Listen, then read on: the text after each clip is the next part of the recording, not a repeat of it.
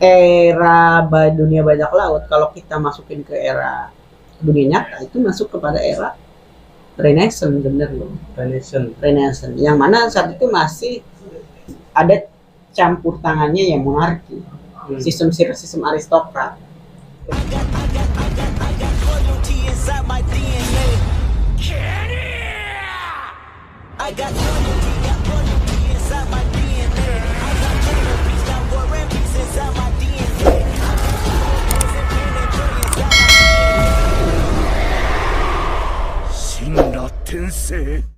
Oke guys, kembali lagi bersama gua di channel Smile Room.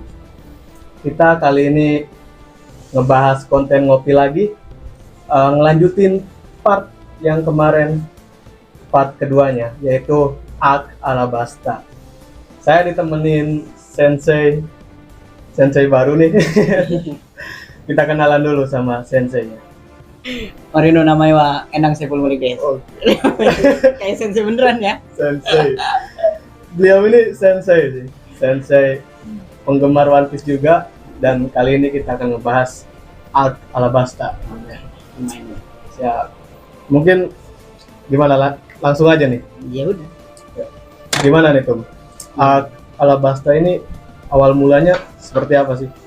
Ya sebenarnya Ark Alabasta itu kan sebenarnya art yang mana itu fenomena One Piece pasca dia masuk ke Green Line. Karena Alabasta itu adalah tatanan Green Line. Jadi kalau Luffy itu pas masih di East Blue itu bercita-cita gitu, ingin ke Green Line. Gue pengen ke Green Line gitu kan.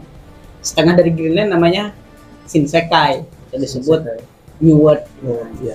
Dunia baru ya. New World itu sebenarnya Greenland, masih Greenland, cuman setengahnya. Iya. Cuman kalau bajak laut mengenalnya dengan Shinsekai, bahasa Jepang. Bahasa Inggrisnya ya New World gitu. Gua lihat gitu kalau misalnya pas si Luffy itu kan konyol banget sebenarnya. Konyol ya, pas awal-awal konyol. Awalnya konyol. Pertama-tama sebelum masuk ke Mountain sih, Mountain Repairs, yang mana dia itu gunung yang mau ke Greenland. Jadi gini nih, di One Piece itu sebenarnya kalau mau ke Greenland lewat apa sih namanya, gunung tapi ada airnya kayak sungai gitu tuh. Redland, cuman di situ khusus lah. Konyolnya dari Luffy, dia malah lewat apa sih namanya, calm belt gitu disebutnya, itu sabuk yang memang kalem gitu, selau, yang mana emang lautnya itu nggak ada angin gitu tuh. Jadi air tenang ya. Air tenang, cuma persoalannya di situ banyak monster seeking. Lu tahu nggak? Jadi pernah itu konyolnya Luffy. Ayo kita ke Greenland lewat sini, kata Nami. Nggak boleh katanya, hati-hati di situ. Itu tololnya Luffy. Udah, gimana gua aja. Pas datang ke itu malah monster-monster gede-gede gitu kan. Akhirnya mau nggak mau dia lewat ya sungai Redland itu. Nah akhirnya pas datang itu, lucunya lagi adalah dia ketemu Crocus kalau nggak salah. Crocus ya, Dokter Crocus ketemu lagi nyantai ngopi gitu tuh. Wih, tahu-taunya dia itu adalah krunya Raja Bajak Laut saat itu. Roger. Cuman gobloknya Luffy lagi, ada juga di tragedi itu ada istilah ikan paus namanya labun. Oh iya. Labun. Itu tolol juga itu Luffy. Jadi cara komunikasi dia itu nggak seperti bajak laut yang mana biasanya gitu. Kalau bajak laut biasanya apa sih namanya? Dia paling, "Woi Labun, lu harus nurut sama gua. Gua ini adalah raja, gua ini penguasa." Kalau Luffy enggak. Luffy itu bener-bener keren lah. Gimana? Buat ngajaknya itu. Bahkan dia ambil, kalau nggak salah ya, dia nantangin Labun, ayo kita bertarung. Lu tahu sendiri kan, paus segede apa gitu kan. Dia ambil, dia coplokin apa sih namanya, kayu yang buat kapal itu, dia coplok, si Usopp marah-marah, "Hei goblok, itu kapal kita, ngapain dicabut?" Dia teriak-teriak, langsung dia hajar si Labun, beng aja. Lalu dia mengidentifikasikan Labun, katanya bahwasanya mereka itu yang lu tunggu itu udah mati gitu. Cuman kita harus buat janji kembali, kita akan bertemu lagi. Itu luar biasanya gitu. Luar biasanya menurut gue luar biasa lah.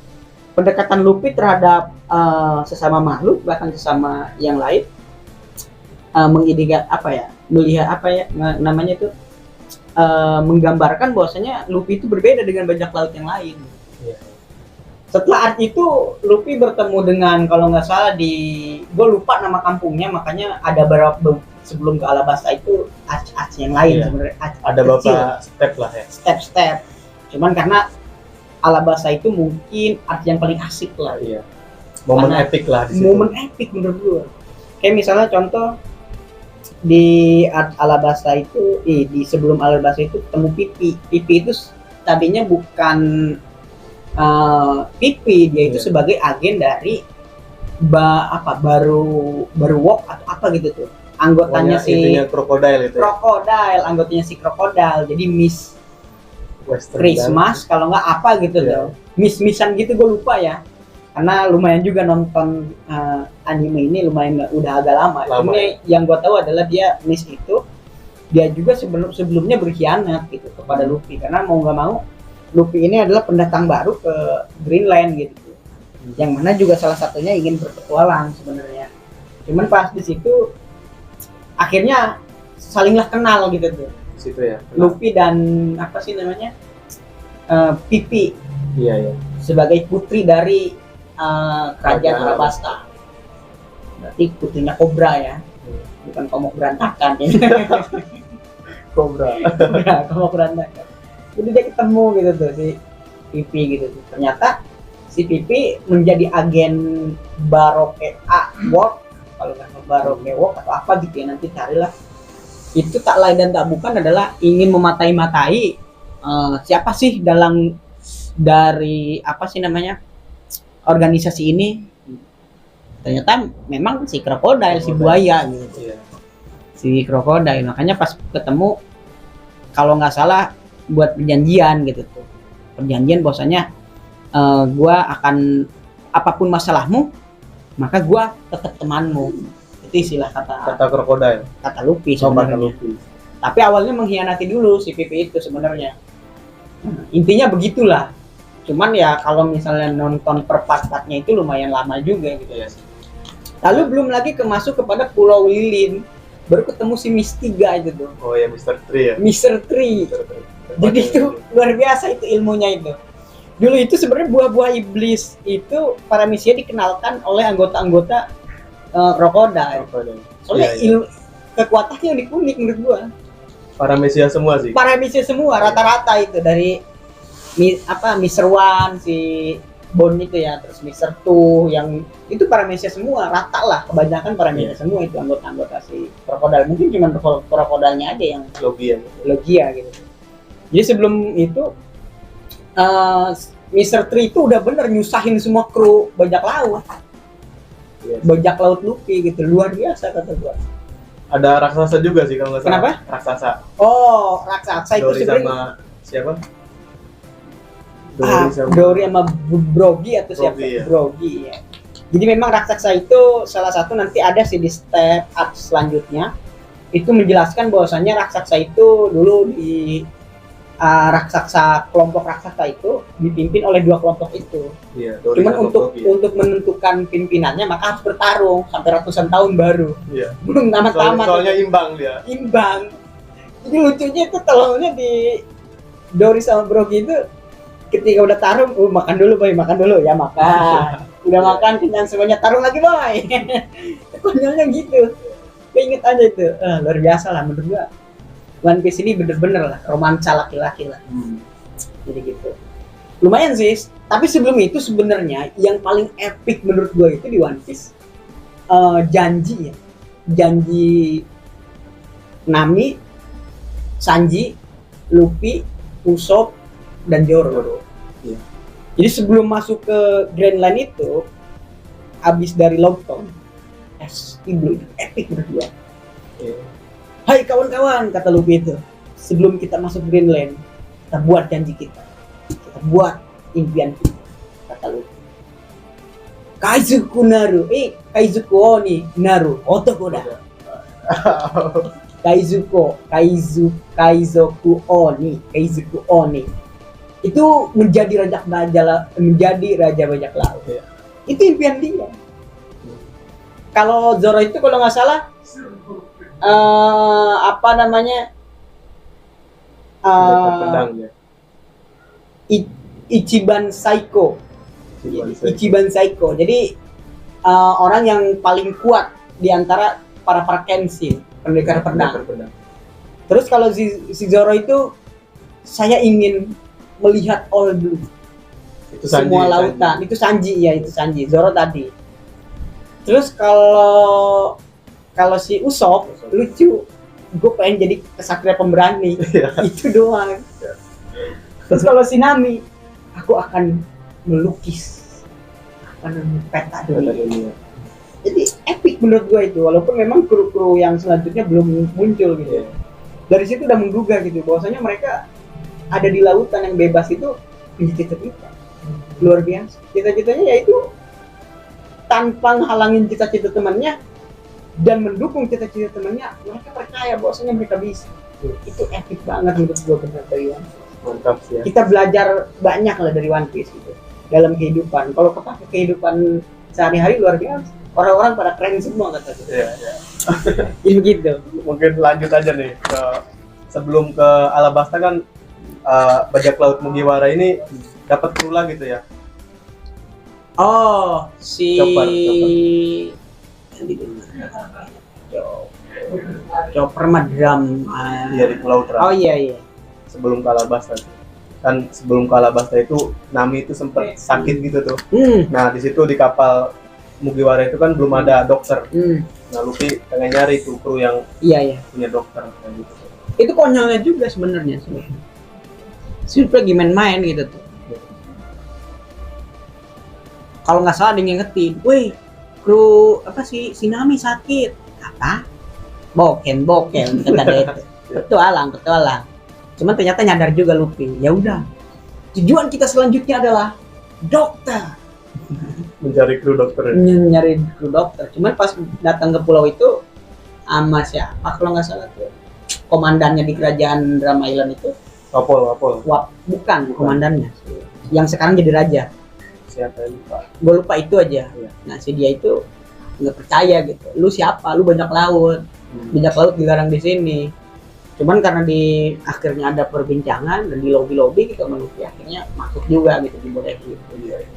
Pas di situ lumayan perjuangannya. Masyarakat itu nggak setuju menerima menurut gua. Iya sih. Soalnya pernah diserang bajak laut Kuroige sih. Pulau itu tuh kalau nggak salah. Iya. Karena nggak. Jadi efeknya adalah masyarakat nggak nerima, wih awas ya bajak laut tuh gitu. Cuman kalau gue lihat gitu, ketika itu memang musuh terberat di situ Wapol karena Wapol itu gue lupa, banyaklah kemauannya itu. Yang pertama ingin menguasai bajak laut Mugiwara, yang kedua juga genit dia ke cewek, Nami. Banyak lah, artinya dia itu arogan gitu tuh ya. Akhirnya sebenarnya di apa sih namanya, si Chopper itu kan sebenarnya muridnya Kureha, dokter Kureha, yang mana dia juga mengidolakan dokter Hiruluk gitu, karena si Chopper itu kan karakter yang mana emang dia dipandang sebelah mata. Makanya kenapa kemudian dia hewan sebenarnya, makanya bounty-nya nggak pernah gede. Kenapa? Karena pemerintah dunia menganggap dia hewan. Iya kan? Iya. Dia hewan gitu. Cuma dia memakan buah tipe Zoan yang bernama Hitohitonomi. Hitohitonomi itu tipe yang mana hewan menjadi manusia. Luar biasa ya, Bu. Cuman alot gitu sama Luffy. Akhirnya awalnya nggak mau. Bahkan si Luffy itu konyol. Pas bangun disembuhin, wah ini makanan gua katanya. Kayak dia goreng, kan goblok gitu, tolol itu. Daging gitu kan. Daging, Chopper itu. Cuman karena kelayakannya dalam ilmu pengobatan, akhirnya Luffy bener-bener, lu harus jadi dokter gua gitu. Lu harus jadi dokter. Dengan akhirnya epicnya Luffy mengajak, bahkan dengan kepahlawan heroiknya Luffy, akhirnya mau nggak mau gitu tuh. Apa sih namanya, Chopper ya ingin juga gitu. Apa sih namanya, mengobati penyakit yang nggak bisa diobati. Iya. Itu impian dia. Makanya setiap dokter ataupun kru yang direkrut sama Luffy pasti visioner gitu. Dia punya cita-cita, akhirnya keajak juga. Iya. Cuma ternyata si Chopper pas masuk ke kapal itu beda ekspektasi berdua. Berbeda. Gimana Berbeda. Ya Allah, ini konyol banget katanya. Dibilang gua kalau misalnya jadi Chopper mungkin wah ini bisa nggak sih balik lagi? Gua nggak jadi kru ini gitu kan. Konyol banget. Bener lah, itu momen epic lah. Mungkin seperti itu. Mungkin lanjut lagi ya ke habis dari situ kan Sanji kalau nggak salah yang nemuin log post ke Alabasta. Dari situ gimana tuh cerita Alabasta? Menurut gua Crocodile ini berpolitik yang sangat bagus sih. Politik Crocodile ini bagus banget ya. Gimana tuh? Sebenarnya di One Piece itu ada 3 kekuatan dalam politik. Yang pertama adalah kekuatan pemerintah dunia, kekuatan bajak laut, dan kekuatan si Chibukai. Jadi kekuatan gini sebenarnya tetaplah 2 kekuatan. Cuman mau nggak mau pemerintah dunia mempartis kekuatan yaitu si Chibukai. Karena kepentingannya apa sih si Chibukai dibentuk itu? Karena mau nggak mau pemerintah dunia harus ngebentuk si Chibukai untuk membagi kekuatan bajak laut. Oh, ya. Kenapa dia harus dibagi? Karena begini, setiap si Chibukai pasti dia punya musuh yang namanya Yonko. Iya kan? Si Crocodile dia punya musuh namanya Tsuhige. Iya. Gecko Moria dia punya musuh yang namanya Kaido. Tapi di sisi lain, fungsi si Chibukai ini ternyata bukan hanya sekedar musuh, tapi penyeimbang. Kayak misalnya ada si Chibukai yang memang dia setara dengan Yonko. Ya kita tahu lah Dracul Mihawk. Dia itu kan pernah bertarung dengan Seng. Iya. Ya walaupun memang dalam pertarungannya enggak disebutkan dan enggak ditampilkan oleh Oda saat itu. Makanya dari 3 kekuatan ini yang menurut gua adalah di dalam dunia One Piece ini menyeimbangkan gitu. Tidak ada yang dominan, tidak ada yang dominasi. Makanya sebenarnya kalau dalam ya politik asli ya, kalau memang ada dominasi kekuatan maka sifatnya arogansi dan itu akan menjadi musuh bersama. Kayak misalnya pemerintah dunia dia menjadi kekuatan yang dominan, maka mau nggak mau semua rakyat benci sama pemerintah dunia. Cuma di sisi lain kan nggak semuanya benci sama bajak laut, ada juga yang suka sama bajak laut. Karena konsep keadilannya itu memang luar biasa. Itu di One Piece luar biasa. Berbeda-beda ya. Berbeda-beda. Oke. Kayak misalnya gini, si Luffy ketemu sama S sebenarnya. Pas di Alabasta ya. Iya, nggak ngejelasin ke arah politik, di setengah-setengah aja ya. Iya. Gara-gara lapar dulu sih sebenarnya si Luffy itu kan jalan-jalan di gurun pasir. Aduh lapar. Cuma di sisi lain, lu tau kan si Smoker? Iya tahu. Dia ngejar Luffy dari Longton boy. Dia janjinya cuma satu. Gue siap dicabut pangkat menjadi kapten, asalkan gue cuma satu. Gue pengen ngejar Luffy sampai seumur hidup gue di angkatan laut. Sampai dapat ya. Dia ngejar Luffy, di sisi lain Luffy dikejar, di sisi lain dia lapar gitu. Yeah. Cuman dia nggak mentingin. Luffy itu luar biasa gitu. Dia itu kan dengan konyolnya dia gitu. Konyol banget kata gue. Dan dia nggak mau mikirin kekuatan musuh apapun itu. Musuh yang di depan yang dihajar. Walaupun itu kuat gitu. Smoker saat itu tipe Logia. Dan itu susah dikalahkan oleh Luffy yang memang saat itu nggak ada teori haki. Iya. Belum nemu haki ya. Pas di Alabasta. Pas makan dia, ternyata ada temennya yang memang sama-sama rakus. Ya. Pas datang aja, gue kayak kenal. Tahunya si Luffy. Oh bukan gitu. Kalau nggak salah gini nih. Si S kayak kenal tuh, adek gue kayaknya. Si Luffy makan aja itu. Kayak kenal tuh. Tiba-tiba si Luffy ditendang sama Smoker. blek gitu. Pas ditendang kata Luffy katanya.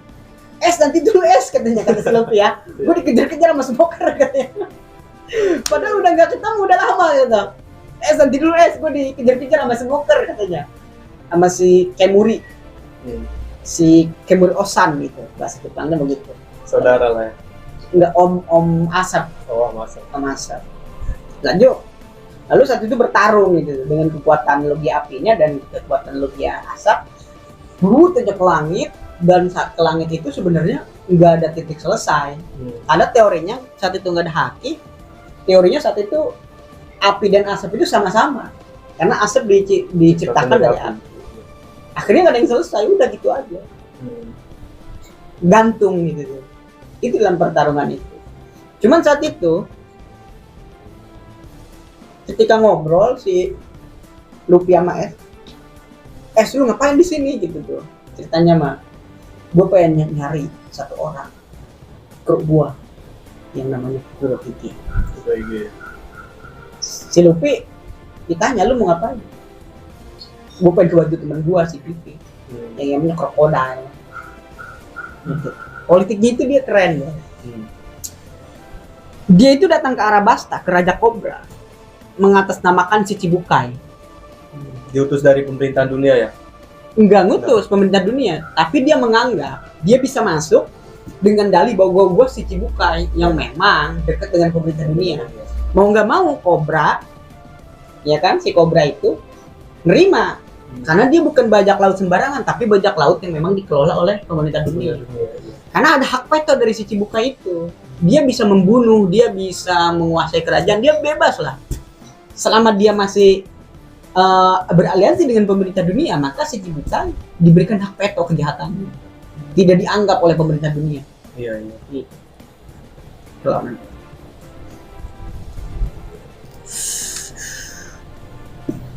Saat itu ada beberapa intrik gitu tuh. Si Crocodile itu sebenarnya ingin menguasai Arabasta. Dalinya apa sih sebenarnya? Cuman satu. Dia menganggap di reruntuhan di bawah istana Arabasta ada senjata kuno. Senjata kuno yang disebut Pluton ya. Makanya dia mau nggak mau harus ngehancurin kerajaan dan gue yang jadi rajanya. Gitu ya. Karena nanti juga ada rapat apa sih namanya, seluruh kerajaan 4 tahun sekali. Referee 2 tahun setelah itu. Iya. Dia fokus mengambil alih kerajaan itu. Karena memang dia juga dari daerah situ, orang Arabasta. Usut-usut ternyata di depan Raja Cobra itu dia berbicara tentang keadilan dan bahkan banyak rakyat Arabasta dipropaganda oleh dia. Contohnya apa sih namanya, ketika bajak laut menyerang, dia yang ngehalau bajak laut seakan-akan dia pahlawan. Yang mungkin padahal ya suruhan dia.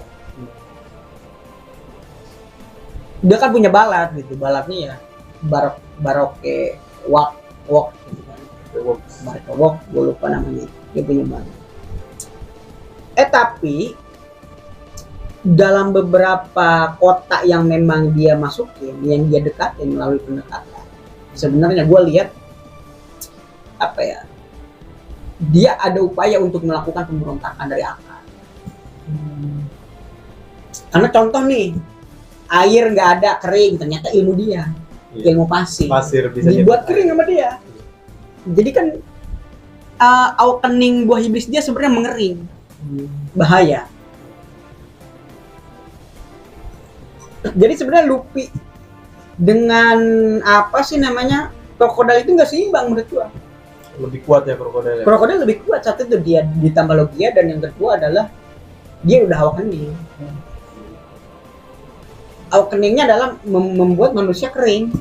Ya kalau disentuh dia ya. Disentuh dan semua tanah kering gitu. Soalnya dia pasir sih. Pasir. Sebenarnya sifat pasir nggak gitu. Cuman sifat awakening dia sebenarnya. Iya. Itu begitu. Iya, sempat kan Luffy juga sempat dihajar tuh sama Crocodile. Mati kan dia. disedot sama pasirnya tuh ya. Dan itu diselamatin sama pengawalnya, yaitu Nico Robin.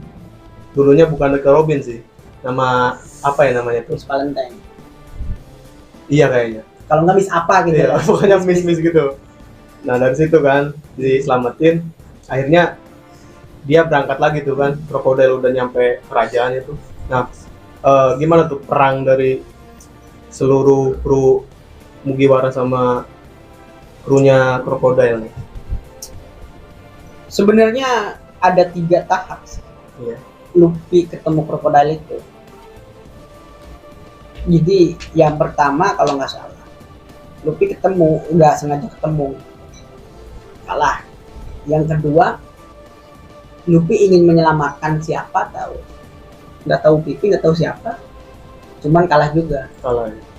Dan yang ketiga itu perang puncak di Arabasta. Saat itu ada kalau nggak salah temannya Luffy laki-laki, dia sebagai pimpinan revolusi di kerajaan Arabasta, yang mana memang dipropaganda oleh krokodil, dihasut. Iya.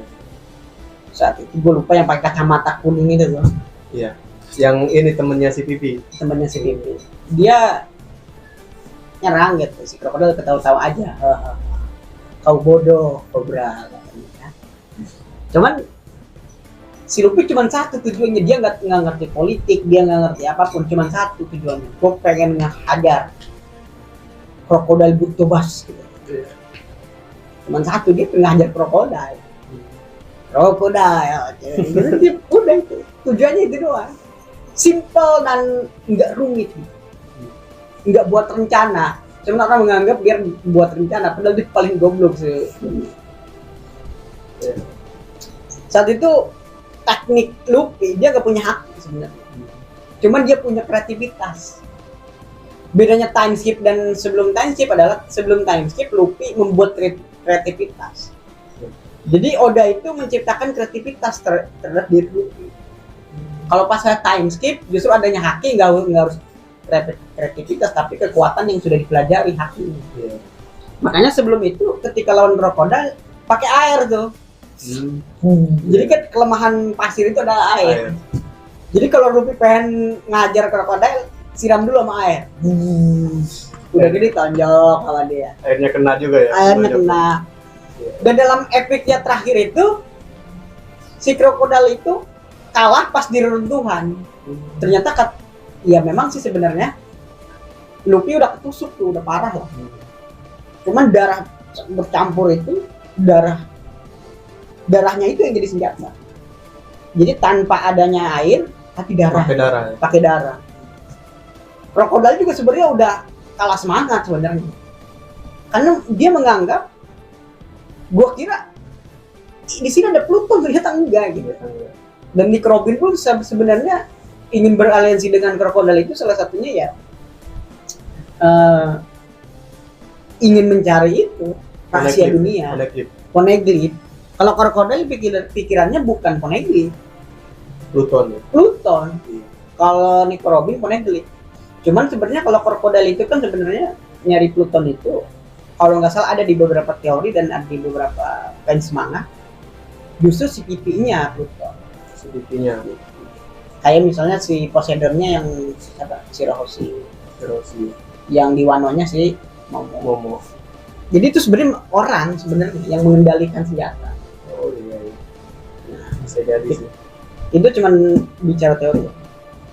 Cuman krokodil pas kalahnya itu lucu lah. Kalah tepar dengan kekuatan penghabisan Luffy dari darahnya itu. Dan yang kru kedua adalah Zoro bertarung melawan Mr. One.